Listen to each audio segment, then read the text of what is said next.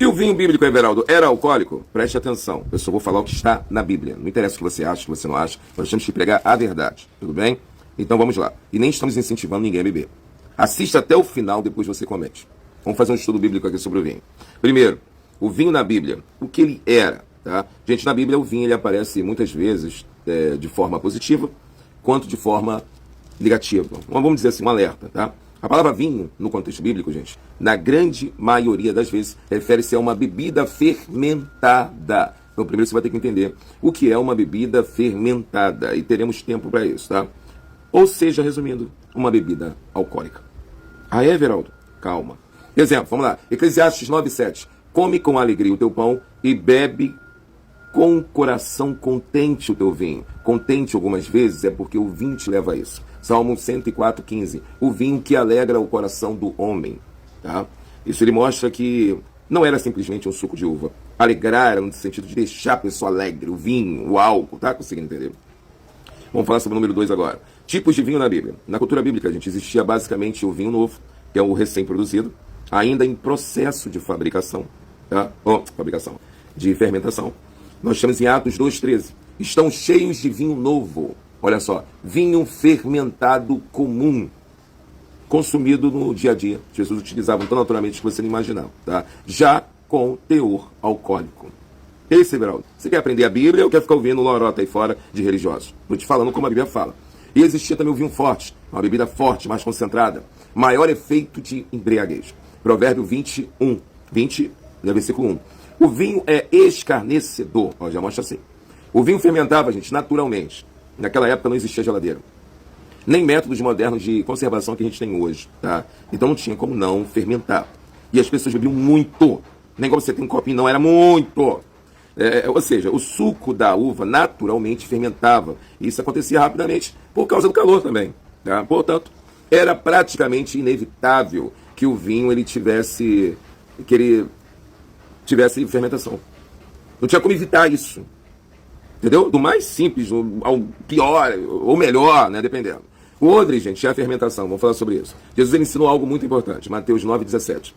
Nem se deita vinho novo em odres velho, para que o vinho não rompe o odres. É aquele couro de animal onde você colocava o vinho dentro, lembra? O que isso mostra? O vinho fermenta, a fermentação gera pressão, e o odre, que é o recipiente, ele pode rasgar. Isso confirma o vinho bíblico que ele passava por fermentação real. Tá? Isso aqui está falando sobre a graça e a lei. Você não tem como misturar as coisas. Tanta gente vai lá no Velho Testamento e pega, não tiveram nem experiência com a graça ainda, mas tudo bem. Jesus ele usa isso, gente, como comparação com o Espírito Santo. É algo vivo, em expansão, que não cabe em estruturas velhas, tá? Religiosas. Vamos lá, falar mais um pouquinho. Pessoas na Bíblia que se embriagaram. Essa é uma das melhores partes daqui do vídeo, porque vai mostrar para você o que é o vinho. Na Bíblia, gente, não esconde erros. A Bíblia ela mostra a realidade humana. É igual hoje em dia, não fala para não escandalizar, não faz essa sátira para não escandalizar. Noé, Gênesis 9:21, embriagou-se e ficou nu dentro da tenda.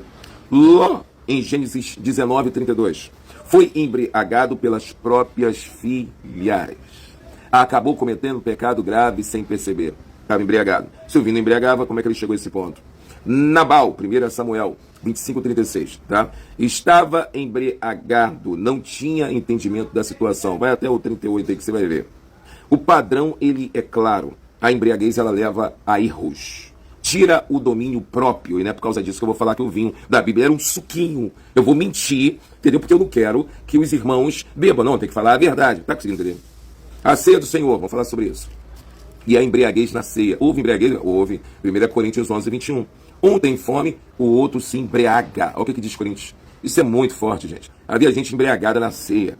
Era vinho real, não simbólico, tá, gente? E sem álcool, suquinho de uva. Que suco não era, era vinho. Enganaram você quem falou que era suco, tá? O mais importante de tudo isso, eles não foram chamados de endemoniados. Não foi dito que eles perderam a salvação. O que acontece hoje em dia é algo totalmente antibíblico em relação às pessoas que bebem, tá? Lá houve falta de amor e comunhão. Eles não esperavam os irmãos para poder se alimentar. Eles comiam e bebiam sem repartir o pão. E aquilo simbolizava o corpo de Cristo que era para todos. 1 Coríntios 11:33. Esperais uns pelos outros. O casamento de Caná. João 2:1-10. Jesus transforma água em vinho. Isso aqui, todo mundo queria já ouvir isso aqui, né? O detalhe importante, João 2,10. Todos põem o primeiro, o bom vinho, e quando já tem bebido bem, então o inferior. Isso revela o quê? Que o vinho servido antes era de qualidade. E depois que as pessoas já tinham bebido bastante, porque já estavam bêbadas, aí você serviu o pior, porque elas não iam perceber o quê? O sabor. Mas Jesus, ele fez o melhor vinho por último. Quando o camarada vai provar o vinho, ele fala, o melhor que era para estar no início está no final, mais uma prova que o vinho era alcoólico, ou seja, era vinho verdadeiro, com valor, sabor, qualidade reconhecida. Ele não era provador de suco de uva. A orientação da Bíblia, gente, em relação a essas coisas. A Bíblia não proíbe o vinho, mas ela alerta sobre o excesso. Efésios 5,18. E não vos embriagueis com vinho. Já falou, pode beber, mas não vos embriaga. Tá? Mas enchei-vos do Espírito Santo. Aqui fica claro, o vinho embriagava. E por isso há um alerta sério, que nós, como igrejas, precisamos perceber. Como igreja, né? Se fosse suco, não faria sentido dizer não vos embriagueis. Vamos fazer uma conclusão aqui interessante. O vinho bíblico, ele era, na maioria das vezes, fermentado. A própria natureza da época, ela levava à fermentação, não tinha como fugir disso, né? Em pouco tempo já estava ali fermentado e embriagando, por causa do álcool. A Bíblia, ela mostra tanto o uso quanto os perigos. A embriaguez, né? Que ela é condenada pelo excesso e a falta de domínio. O vinho, ele existia. E ele existia como uma bebida alcoólica. Não tem pra onde fugir. Entendeu? Tem gente que fala hoje assim, Brado, mas hoje tem mais álcool, mas antes eles bebiam mais. Entendeu? O ensino principal, gente, não é proibir tudo. E nem liberar tudo. É ter um domínio próprio. É viver em equilíbrio. É priorizar o Espírito Santo. Tá? Eu até te indico a nem beber. A maioria das vezes a pessoa não tem controle.